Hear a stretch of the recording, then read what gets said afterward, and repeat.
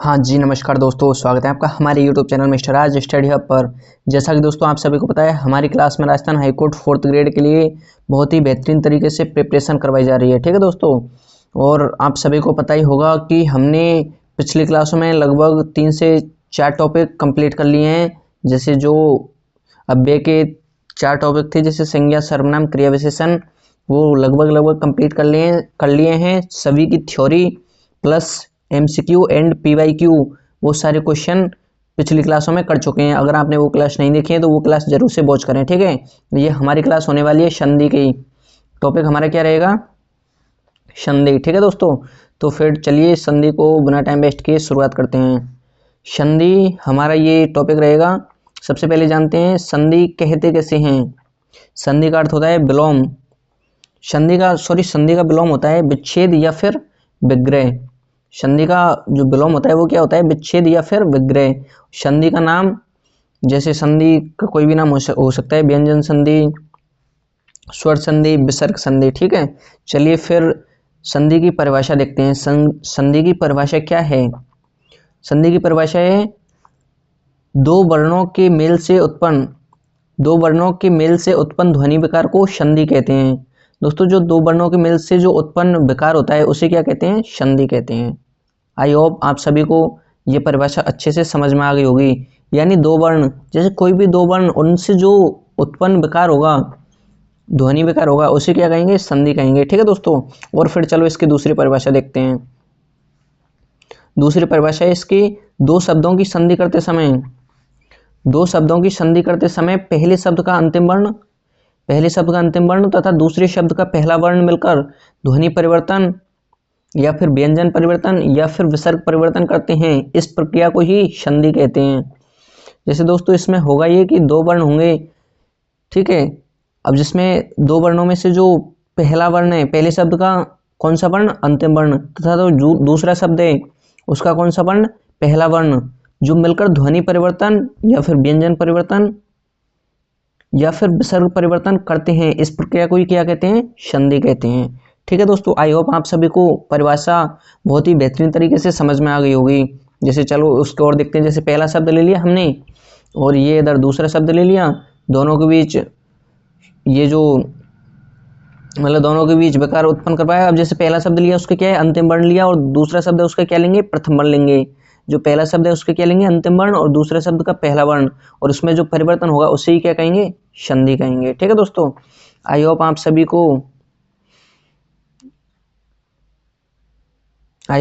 को ये उदाहरण के द्वारा भी इसकी परिभाषा बहुत ही बेहतरीन तरीके से समझ में आ गई होगी। ठीक है, जैसे उदाहरण के तौर पे देखते हैं। जैसे उदाहरण है अभी प्लस ईप्सा। अब जिसमें इसमें भी है, ई की मात्रा आ रही है और इधर भी ई की, तो इन दोनों में क्या है? विकार उत्पन्न होगा। तो अब जैसे छोटी ई है और इधर भी छोटी है, तो इन दोनों को मिला के क्या बन जाएगी? बड़ी अवीप्सा। ठीक है, अब ध्यान देने योग्य बातें, जो संधि करते समय ध्यान देने योग्य कौन कौन सी बातें हैं वो देखते हैं। ठीक है, लेकिन एक चीज़ और समझनी होगी आपको दोस्तों, जो संधि होती है उसके साथ साथ एक संयोग भी होता है। अब संयोग किसे कहते हैं? सबसे पहले इसकी परिभाषा देखते हैं। संयोग की परिभाषा है दो सार्थक शब्दों को ज्यों का त्यों, यानी बिना परिवर्तन के मिलाकर लिख दिया जाए, वह शब्द संयोग बन जाता है। जैसे दोस्तों दो शब्द हैं, उनको ज्यों का त्यों बिना परिवर्तन के मिलाकर लिख दिया जाए, उसे क्या कहेंगे? संयोग कहेंगे। जैसे उदाहरण के तौर पे समझते हैं, मुक्ता प्लस आहार, मुक्ता प्लस आहार। अब इसमें हमने कोई परिवर्तन नहीं किया, सेम टू सेम ऐसा का ऐसे ही लिख दिया। अब जैसे कु प्लस शासन क्या बन गया? कुशासन। महा प्लस देव, महादेव। इनमें क्या है? कोई भी संधि नहीं है, इनमें क्या हो रहा है? संयोग हो रहा है। ठीक है दोस्तों, आई होप आप सभी को संधि और संयोग अच्छे से समझ में आ गया होगा। ठीक है, और जैसे इसके उदाहरण देखते हैं। जैसे स्वर्ग प्लस प्राप्त, स्वर्ग प्राप्त। इनमें भी क्या है? कोई परिवर्तन नहीं हुआ है। प्रति प्लस घात, प्रतिघात। अभी प्लस सार, अभिसार। अभिसार का अर्थ होता है प्रेमी से मिलना, जो प्रेमी से छुपकर मिलते हैं उसे क्या कहते हैं? अभिसार कहते हैं। ठीक है दोस्तों, आई होप शब्द का अर्थ भी आपको अच्छे से समझ में आ रहा होगा। प्रेमी से छुपकर मिलना वो क्या कहलाता है? अभिसार। अब ये सभी क्या है? संयोग हैं। ठीक है दोस्तों, फिर चलो नोट देखते हैं। आगे नोट क्या है? कुशासन का सही संधि विच्छेद कुश प्लस आसन होता है। जो कुशासन होता है उसका सही संधि विच्छेद क्या होता है? कुश प्लस आसन। ठीक है दोस्तों, अब बात देखते हैं। अब बाद में है दो शब्दों का मेल करते समय, दो शब्दों का मेल करते समय संधि की तरह वर्ण परिवर्तन होता है, किंतु संधि का कोई भी नियम लागू नहीं होता है। जैसे दो शब्दों का मेल परिवर्तन करेंगे तो संधि की तरह क्या है, वर्ण परिवर्तन तो होगा, लेकिन संधि का कोई भी नियम लागू नहीं होता है। ऐसे शब्द क्या कहलाते हैं, अपवाद कहलाते हैं। ठीक है दोस्तों, मतलब कुछ ऐसे शब्द होते हैं जो दो वर्णों का मेल करते समय संधि की तरह वर्ण परिवर्तन तो होता है, किंतु संधि का कोई भी नियम लागू नहीं होता है। मतलब वर्ण परिवर्तन, मतलब जो वर्ण परिवर्तन तो होगा, लेकिन संधि का कोई भी नियम लागू नहीं होगा, तो ऐसे शब्द क्या कहलाएंगे, अपवाद कहलाएंगे। जैसे ठीक है, और जैसे जिन शब्दों पर दो या दो से अधिक संधि के नियम लागू होते हैं, ऐसे शब्द भी अपवाद कहलाते हैं। जैसे बहुत से शब्द ऐसे होते हैं जिन पे क्या है, दो या दो से अधिक संधि के नियम लागू होते हैं, तो वो क्या कहलाते हैं, अपवाद कहलाते हैं। अपवाद कहलाते हैं। ठीक है दोस्तों, अब जैसे उदाहरण देखते हैं इनके, प्रे प्लस ऊड़, इसका क्या बन जाएगा, प्रौढ़। अक्ष प्लस उहिनी, अक्षोहिनी। गव प्लस अक्ष, गवाक्ष। मृद प्लस मय, मृण में।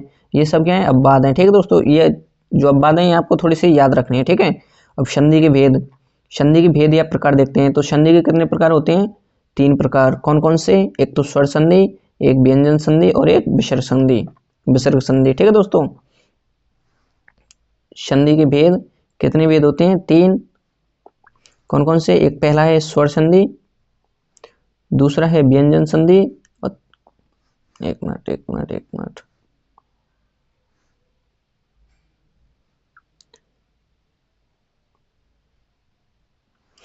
हाँ, दूसरा है व्यंजन संधि और तीसरा है विसर्ग संधि। ठीक है, अब जैसे स्वर संधि में क्या होता है, इसमें स्वर प्लस स्वर, और परिवर्तन भी किसमें होगा, स्वर में होगा।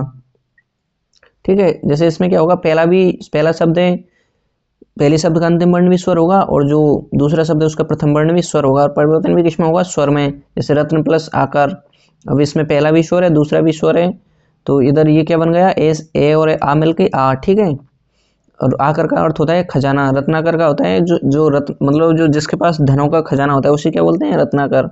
ठीक है, और जैसे धनों का खजाना किसके पास होता है, समुद्र के पास। रत्नाकर का अर्थ क्या होता है, समुद्र। ठीक है, व्यंजन में जो पहला शब्द है वो क्या होगा, स्वर, और दूसरा शब्द क्या होगा, व्यंजन।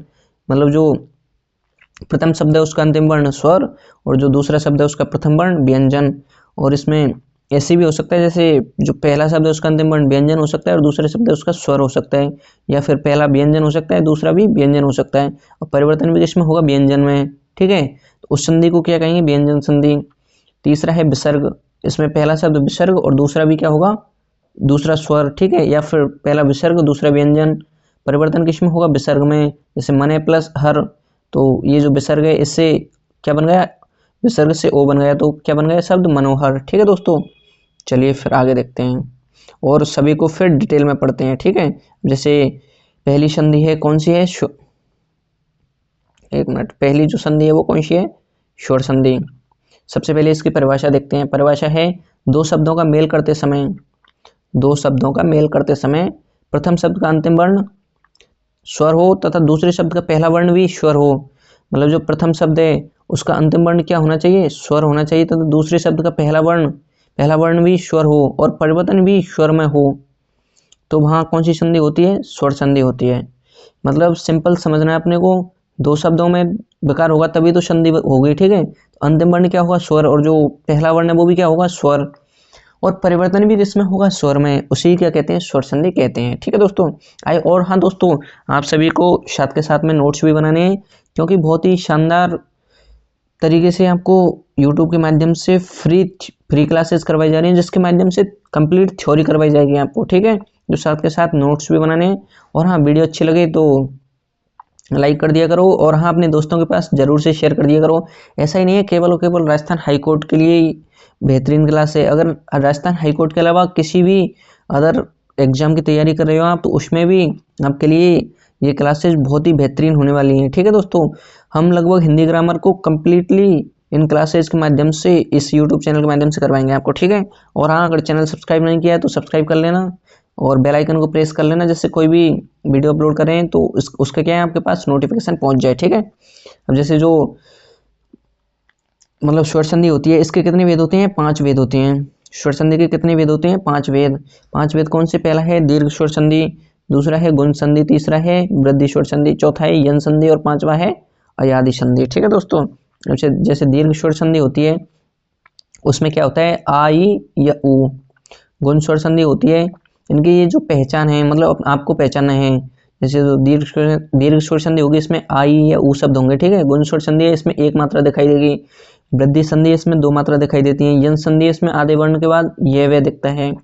क्या दिखता है? ये और बे। ठीक है, अयादि संधि इसमें अय आय अब आप दिखता है। ठीक है दोस्तों, अब देखते हैं दीर्घ स्वर संधि। दीर्घ स्वर संधि है, दीर्घ स्वर संधि की सबसे पहले देखते हैं परिभाषा। परिभाषा क्या है इसकी?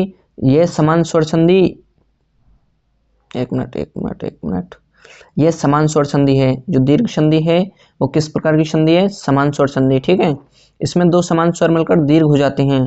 जो दो समान स्वर हैं वो मिलकर क्या हो जाते हैं? दीर्घ। जैसे ए आ या फिर आ और आ प्लस इन दोनों मतलब जैसे जोड़ेंगे तो ए आ और ए हैं, ये भी मिलकर क्या बन जाएंगे? आ। और अगर आ और आ है तो भी क्या बन जाएंगे? आ। ठीक है दोस्तों, अब जैसे दूसरा है, ये चीज इंपॉर्टेंट है, ये आपको ध्यान रखनी है। दूसरा है जैसे ई और ई, मतलब ई प्लस छोटी, मतलब छोटी छोटी और फिर अगला है बड़ी बड़ी, तो मिलकर क्या बनेगा? दीर्घ, यानी बड़ा हो जाएगा तो बड़ी ई बन जाएगी। ठीक है, तीसरा है ऊ और छोटा ऊ, तो मिलकर क्या बनेगा? बड़ा ऊ। और बड़ा ऊ और बड़ा ऊ है तो क्या मिलकर बनेगा? बड़ा ऊ। ठीक है दोस्तों, आई होप आप सभी को बेहतरीन तरीके से यहाँ तक समझ में आ गया होगा। चलिए फिर इससे आगे देखते हैं, इनके उदाहरण देखते हैं। इनके उदाहरण कौन कौन से हैं? जैसे स्वाधीन। अब स्वाधीन स्व प्लस अधीन, इसमें भी है इसमें भी है, मिलकर क्या बन गया? आ। स्वाधीन। ठीक है, संधि विच्छेद भी कर सकते हैं। स्वार्थी, अब एक तो स्व प्लस अर्थी, ए और ए मिलकर क्या बन गया? आ। स्वार्थी। स्वार्थ स्व प्लस अर्थ। स्वावलंबन स्व प्लस अवलंबन।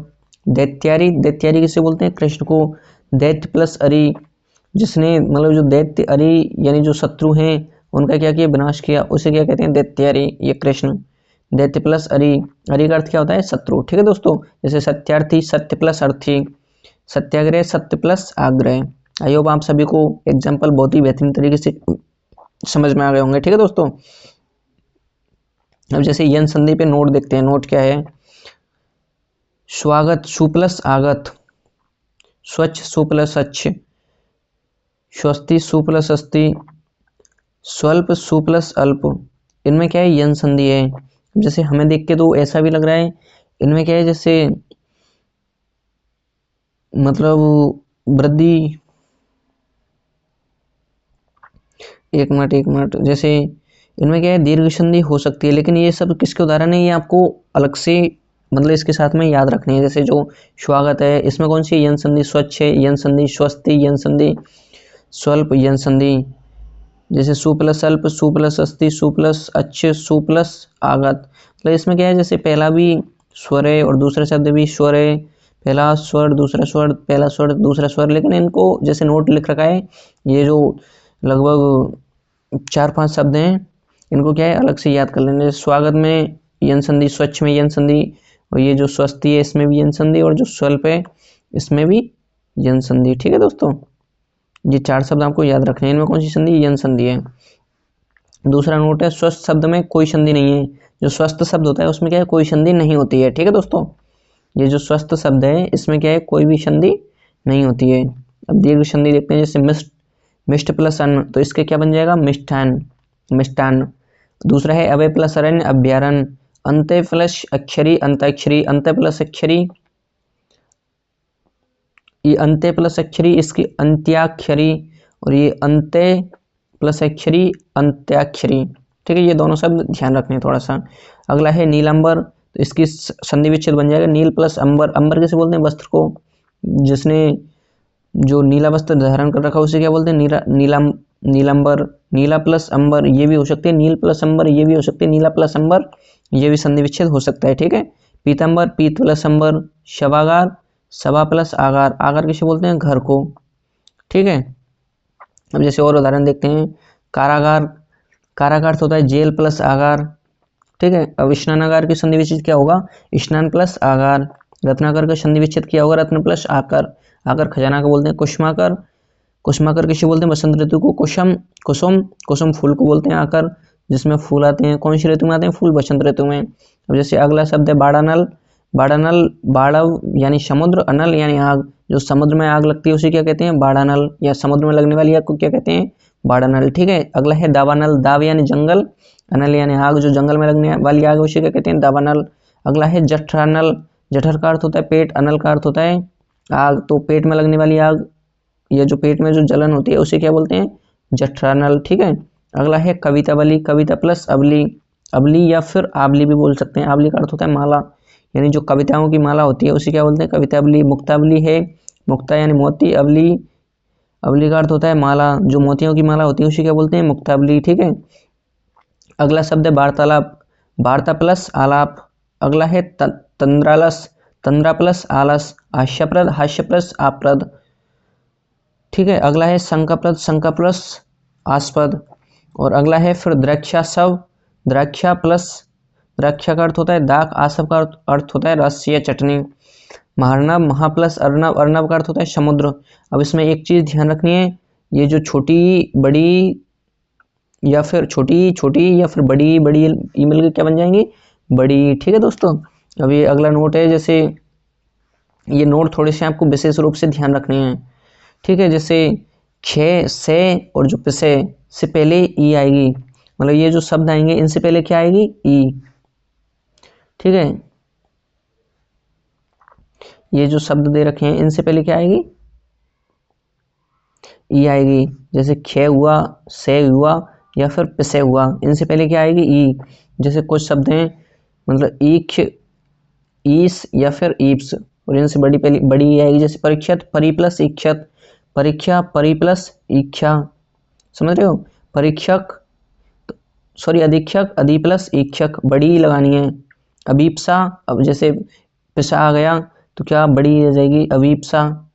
और रतीस, रति प्लस ईस, जैसे तो बड़ी आ जाएगी इसमें। ठीक है, और ये अगला है इंद्र, इव, इन, ये जो शब्द है ना इनमें आपको ध्यान रखना है छोटी ई आएगी, इंद्र, इन और इव, इनमें हमेशा कौन सी आएगी, छोटी ई आएगी। ठीक है दोस्तों, कौन सी आएगी इनमें, हमेशा छोटी ई। अब जैसे इनको उदाहरण है अधीन, अधि प्लस इन। ठीक है, और उदाहरण, और जैसे ये अगला नोट है, जो उपसर्ग में हमेशा मात्रा कैसी आएगी, छोटी आएगी। जो उपसर्ग होते हैं उनमें कैसी मात्रा आएगी, छोटी, ई और उ, ये छोटी मात्रा आएंगी। अब इनको उदाहरण देखते हैं, जैसे उदाहरण है इनके परीक्षित, परी प्लस इक्षत, इक्षत का अर्थ होता है सुरक्षित, परी यानी जो चारों ओर, परीक्षित उसे बोलते हैं जो चारों ओर से सुरक्षित है। परीक्षा, परी प्लस इच्छा, अधीक्षक, अधि प्लस इक्षक। अब ये छोटी और बड़ी का आपको विशेष रूप से ध्यान रखना है, जो शब्द बताए वो याद रखना है आपको, है ना। अधीक्षा, अधि प्लस इच्छा, वीक्षक, बी प्लस इक्षक, वीक्षा, बी प्लस इच्छा, अभीप्सा, बी प्लस ईप्सा, ईप्सा का अर्थ होता है इच्छा, वीप्सा, बी प्लस ईप्सा। महीस, मही यानी पृथ्वी प्लस ईश, सतीश, सतीश का अर्थ होता है शिव, यानी सती का अर्थ होता है पार्वती, ईश का अर्थ होता है ईश्वर। ठीक है, जो पार्वती का ईश्वर उसी के बोलते हैं सतीश, शिव। रजनीश, रजनी यानी रात, ईश। अवनीश, अवनी, अवनी का अर्थ होता है पृथ्वी, ईश। ठीक है, रति, रति प्लस ईश, रतीश का संधि विच्छेद क्या हो जाएगा, रति प्लस ईश। बारिश का संधि विच्छेद क्या हो जाएगा, बारी का अर्थ होता है पानी प्लस ईश। ठीक है, नदी का संधि विच्छेद क्या हो जाएगा, नदी प्लस ईश। श्रीश, श्रीश किसे बोलते हैं, विष्णु जी को। अब श्री, श्री का अर्थ क्या होता है, लक्ष्मी, ईश का अर्थ भगवान, जो लक्ष्मी का भगवान है, ईश्वर है, उसी क्या बोलते हैं, विष्णु, श्रीश। ठीक है, ग्रीस, ग्रीस का संधि विच्छेद हो जाएगा ग्री प्लस ईश। ठीक है, चलिए फिर इससे आगे देखते हैं। जैसे यहाँ आपको ध्यान रखना है, जो ऊ और ऊ है, छोटा ऊ, छोटा ऊ, बड़ा ऊ, बड़ा ऊ, तो ये मिलकर क्या बन जाएंगे, बड़ा ऊ। ठीक है, जैसे इसको उदाहरण देखते हैं, बधु, बधुत्सव, बधु प्लस उत्सव। चमुल्लास, चमू, चमू का अर्थ होता है सेना प्लस उल्लास। भानुदय, भानु यानी सूर्य प्लस उदय। ठीक है, भानुदय हो गया ये। अब जैसे अगला शब्द है, ये इनके कुछ उदाहरण है, सिंदूरमी, सिंधु यानी समुद्र, उर्मी यानी लहर, और जो लघुर्मी, लघु प्लस उर्मी। अब हमें क्या है, जैसे ध्यान रखना है, बड़ी मात्रा आएगी लघुत्तर, लघु प्लस उत्तर। मृत्युपरांत, इसमें शायद ये गलत लिख दिया है, बड़ा हुआ आएगा इसमें। ठीक है, जैसे लघुत्तर, लघुत्तर ऐसे आएगा। ठीक है, इसमें थोड़ी सी मिस्टेक हो गई, कोई बात नहीं। मृत्युपरांत, मृत्यु प्लस उपरांत, गुरु उपदेश, गुरु प्लस उपदेश। ठीक है दोस्तों, चलिए इससे आगे देखते हैं फिर। और हाँ दोस्तों, हाँ राजस्थान हाईकोर्ट 4th ग्रेड 2025 के लिए हमने क्या है, टेलीग्राम पे सक्सेस मिशन सीरीज लॉन्च की है। बहुत ही शानदार टेस्ट सीरीज है। अगर आप चाहते हो कि राजस्थान हाईकोर्ट 4th ग्रेड में इस बार सिलेक्शन लेना है तो इसकी फीस मात्र 99 रुपये है, जो भी प्रथम 100 विद्यार्थियों के लिए है। अब सर आप बोलेंगे कि सर इसमें ये बताओ हमें बेनिफिट क्या रहेगा, तो इसमें देखो आप सभी के लिए MCQ क्वेश्चन की PDF मिलेगी, और जितनी भी यूट्यूब पे फ्री क्लासेस करवाई जा रही हैं उन सभी की PDF आप सभी को इसी बैच में मिलेगी। ठीक है, और जैसे जो PYQ करवाए जाएंगे, जो इम्पोर्टेंट PYQ हैं वो उसकी PDF आपको उसी में मिलेंगी, और टेस्ट सीरीज़, बाकायदा टेस्ट सीरीज़ मिलेगी, और मॉडल पेपर भी उसी मतलब जो टेलीग्राम सक्सेस मिशन सीरीज है उसी में देखने को मिलेंगे, और स्टडी मटेरियल मिलेगा, क्विजेज मिलेंगे, और फिर MCQ क्वेश्चन प्रैक्टिस के लिए MCQ क्वेश्चन भी आपको उसी में मिलेंगे। ठीक है, अब जैसे आप बोलोगे सर ये बताओ हमें ये टेलीग्राम मतलब जो सीरीज है ये कैसे बाय खरीदनी है, कैसे खरीदनी है, तो आपको करना कुछ नहीं है। ये जो नंबर दे रखा है नीचे 6375032584, इस नंबर पे क्या है, व्हाट्सएप मैसेज करना है आपको, व्हाट्सएप पे। ठीक है, व्हाट्सएप पे मैसेज करना है, और आप बोल देना सर हमें ये जो सक्सेस मिशन टेस्ट सीरीज है ये बाय करनी है, या फिर मैसेज कर देना। आगे की प्रोसेस आपको इसमें बता दी जाएगी। इसमें क्या है, आपको QR कोड भेजेंगे, QR कोड पे आपको पेमेंट करके और 99 रुपये पेमेंट करना है आपको, उसके बाद आपको सक्सेस मिशन सीरीज में ज्वाइन करवा दिया जाएगा। ठीक है दोस्तों, बहुत ही सिंपल है, बहुत ही बेहतरीन तरीके से आप इसमें ज्वाइन हो सकते हो। और आगे की क्लास है, जो आगे का अगला भाग है वो संधि का नेक्स्ट क्लास में करवाया जाएगा। ठीक है दोस्तों, तो वीडियो अच्छी लगी हो तो लाइक करें, और हाँ चैनल पर नए हो तो सब्सक्राइब करना बिल्कुल भी ना भूलें। और हाँ अपने फ्रेंड सर्कल में अगर कोई भी तैयारी कर रहा है तो उसके पास भी इस वीडियो को जरूर से शेयर करें, जिससे उसकी भी तैयारी बहुत ही बेहतरीन तरीके से हो सके। ठीक है दोस्तों, चलिए तो मिलते हैं फिर नेक्स्ट क्लास में, तब तक के लिए जय हिंद, good bye, take care all of you. ध्यान रखिए अपना, और हाँ अच्छे से प्रिपरेशन करिए। ठीक है दोस्तों, जय हिंद, जय भारत।